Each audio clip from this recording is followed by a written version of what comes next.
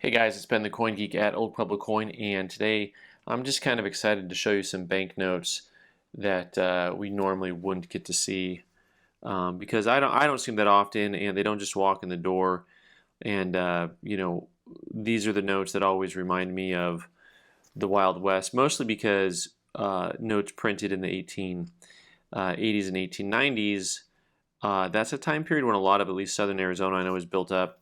A lot of the towns have new township in the 1870s, 80s, and 90s. This is a especially cool design. This one is a silver certificate from 1891, and you just look at the allegories on here. They're pretty incredible. Let me see about this here. Maybe we'll do it this way.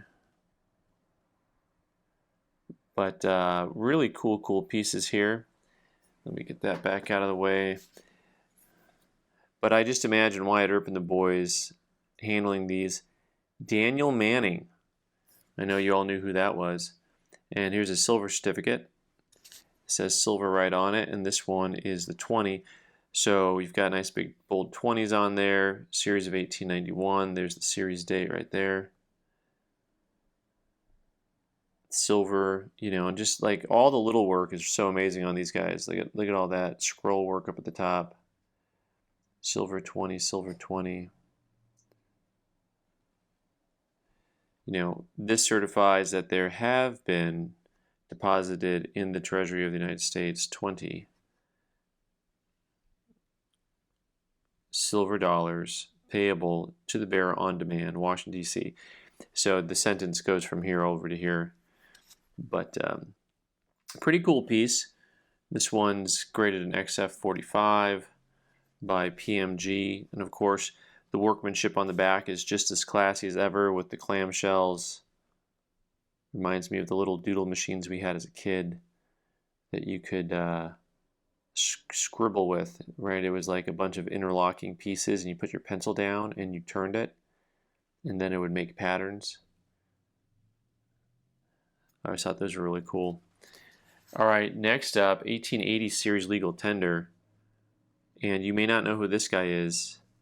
My name is Alexander Hamilton. And you may not know who he is because he looks totally different on this banknote than he does on almost all the other banknotes. He's got a side profile instead of the front profile. So we're really used to a very different looking Alexander Hamilton. So 1880 series 20, and this is the legal tender note. So legal tender for $20, passed under a different law, had a different value, a different, how would I put that? Value is the wrong word. It had a different funding mechanism, let's call it that. A lot of legalese was printed on these notes here. There we go, nice. The Bureau of Engraving and Printing getting their name on there like they should. Beautifully done. Another lovely allegory.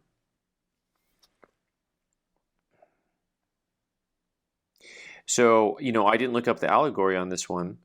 Sometimes, because in the Friedberg book, it'll tell me what the allegories are. But this one is very interesting because I would just call this victory or maybe liberty, right? So you've got the shield and the sword, but also see the liberty cap in back? See that symbol that goes on top of your some of your early half cents, right? Some of your early U.S. coinage has the liberty cap on it. And then we got some more doodlies there. That's the official technical term, doodlies. So, and then of course the back is heavy on script on this one, really very busy. And of course the back has all of the legalese because, the other one is so simple because it just says, hey, we've got $20 in silver set aside for you. And this is legal tender at its face value for all debts, public and private. Right? And so this is a very differently funded bill than the other one. So, oh, by the way, you don't want to be passing counterfeits or having it in your possession because that is imprisonment. That's they're going to get you on that. A $5,000 fine. A $5,000 fine in 1880. I probably could have bought all of Tombstone for $5,000 in 1880. But having said that, here's the real winner. My goodness, see Ben Franklin here? Not on a $100 bill. This is on a $50 bill. This is a banknote that I think the last time I had one, it was a rag. I mean, just trash. This is the same series, 1880 legal tender, as this note. So this note was graded 55. This one they're calling a 30, although this may be my first ever crack out for a banknote and send it over to PCGS because it's a pretty stunning note. Also has a lot of the same legal mumbo jumbo on the back of it, but pretty cool script work too. Here's more about counterfeiting or altering this note. Get your butt in trouble, $5,000 fine. Note is legal tender at its face value for all debts, public and private. Duties, imports, interest on public debt. And then you see just the overall crazy amount of really fine workmanship in each corner. You know, each of these has a different look to it. And then I'm actually pretty fond of this like quadruple clamshell look around the US. And of course L is for 50. So in the Roman numeral world, L is 50. But this note is just stunning design-wise. You know, and it's the type of thing that, you know, they're really hard to get really nice grade notes. But you got old Benny Boy over there, and then on this side, I should probably look up and see, because this allegory actually looks to be very similar. We were going through maybe a time of strength here, right? Check out the E pluribus unum on her headdress. Maybe she turned into a coin. Some chainmail coming on there.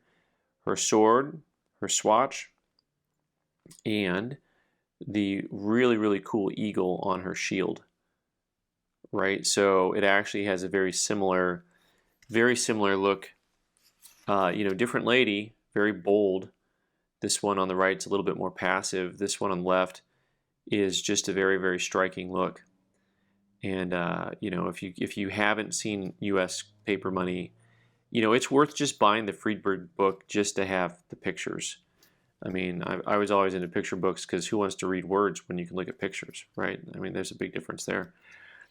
So anyways, really happy to be able to share these guys with you. Some notes that are in the grades that these are in, they're crazy expensive because this is thousands, 5, 6, 7,000, a couple grand on this guy. This note's in this condition is about 5 grand also.